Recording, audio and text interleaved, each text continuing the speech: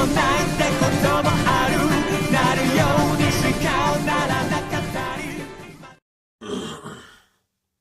hell? Hey, what is going on, everybody? Ali here, and welcome to my Tales of Zestiria the X Season 2 Episode 9 review. And this review, I don't think it's going to be too long because there wasn't too much to happen in this episode. It was more of like a recovery episode for Sorey, Alicia, and Rose after they purified that dragon, which was like, again, that was insane. That episode was so freaking good last week. And yeah, it's more about a recovery episode and also a preparation episode to what really is about to come in this show. So I'm just gonna get this out of the way. Sorey, it took him 5 days to recover from purifying the dragon, and it took, I believe, 9 days for Rose and Alicia to recuperate. And that is just like, I expected that because of it's a dragon. After that, they almost died. So, I mean, recuperating for like 9 days straight, it's pretty understandable. And what I thought was like really funny was that Alicia and Rose woke up and they looked at each other and they said like, good morning. And then they just went right back to laying down. And then they looked back up again. And then they looked right at each other, and then, yeah, we did it! We purified the dragon. I thought that scene was pretty funny. I giggled. And then, even after that, I believe her name is Eon, who's one of Princess Alicia's subordinates, or, like, servants, but also, like, one of her, like, really close friends.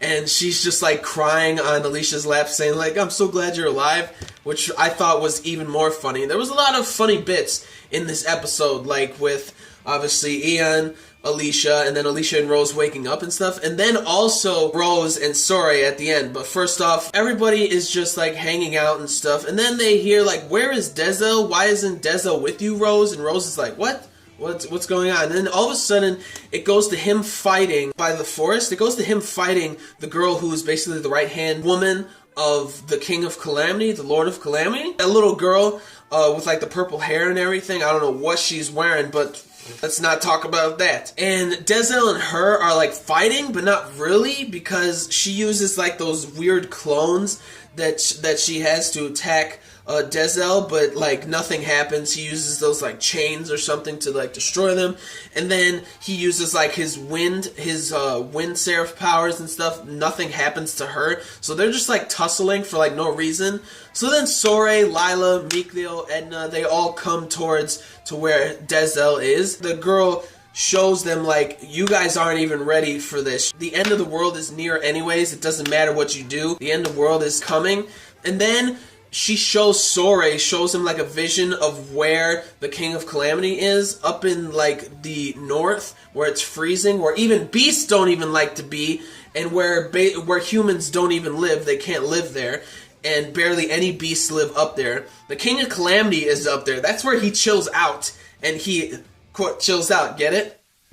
Get it? She shows Sorey, the King of Calamity, in like the middle of where like all this malevolence is up there. It's like a ridiculous amount of malevolence, and even just seeing that vision, not even actually being there, knocks Sorey, Lila, Mikhail, Edna, and all of them out. Dezel knocks him out too and stuff, and it's like, and Zakid, I think he gets knocked out too. They're not even there, and it's affecting them, and it makes them drop to the floor. I'm like, that's like insane. Imagine them actually being there right now. I really don't think that Sorey is completely ready for all this. I really don't. So then after that, they all realize what Sorey wants to do. Sorey wants to go to the north. And then Lila, which is like, what was really cool that happened in this episode was that Lila is talking to Sorey about, about the celestial records. And he's like, yeah.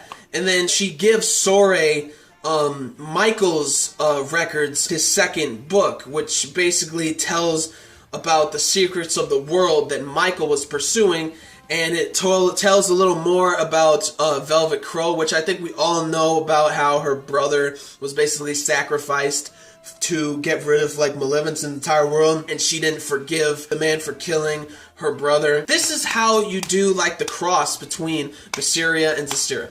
I'm saying it again, that was just an awesome way to do it. And so it starts the preparations to head towards the north. Rose, which I thought was really funny, was with Sorey and Rose was trying to give Sorey a bunch of different clothes to go to the north because obviously it's freezing, so he needs some like some nice winter clothes and stuff. Everything's like too big or too small and stuff, which was like really funny to see. Like Sorey wearing a giant Eskimo coat, which was like hilarious too. Alicia comes into the room, and so does Ian.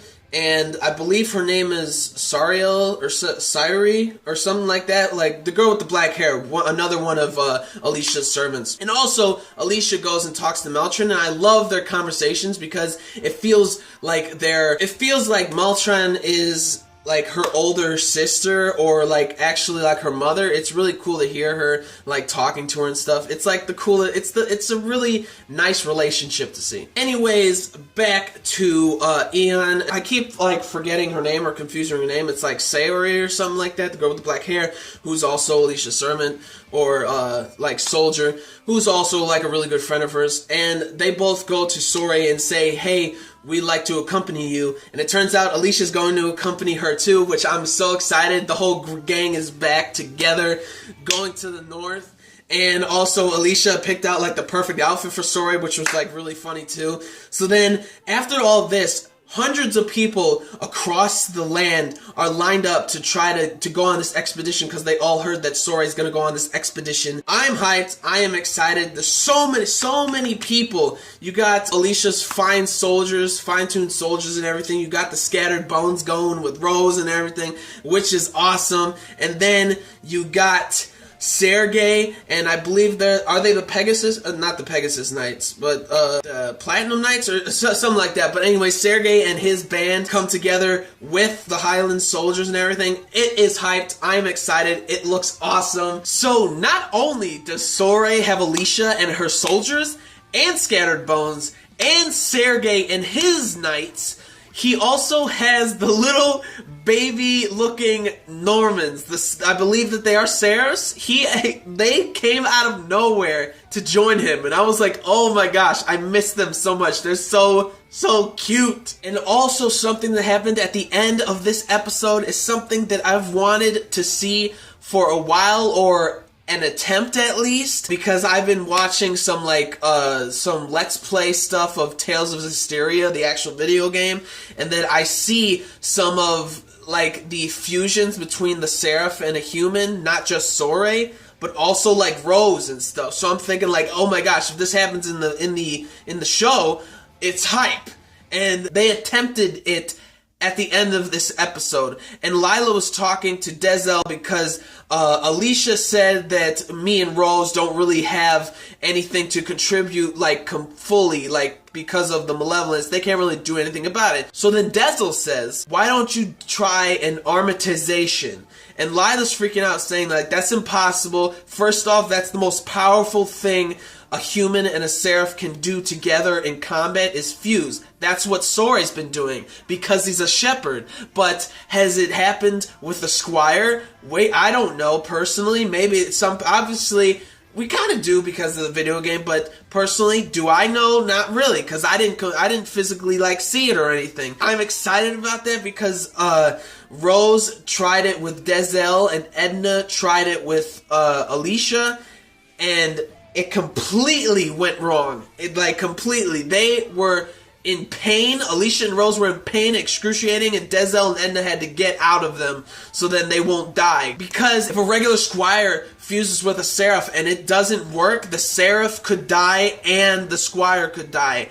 I believe that the only one who could completely be like perfectly fine with fusing is the shepherd, is Sorey. So it's kind of abnormal to try to do it without a shepherd and just do it with like his squire. But I am hyped for that to happen so he can have like 2 or 3 other people helping him out, like fused with fused with seraphs. Oh, it's gonna be crazy. Everybody is just like hanging out now. There's like at least like 100 people just hanging out. This expedition to the north is gonna be insane. It's gonna be awesome. Again, not too much happened. Just really preparations and Sorey, Alicia, and Rose recovering and stuff. Not too much happened. So I give it around an 8 out of 10 because I already said what I thought about it. So anyways, 8 out of 10. So that is it for this one. Like the video if you did. Comment comment down below on your thoughts of the episode, and subscribe to my channel for more reviews, vlogs, unboxings, live reactions, and theory discussion videos, and things like that of this show and all other things. So gentlemen, stay classy,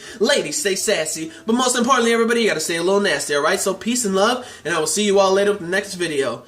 Peace out.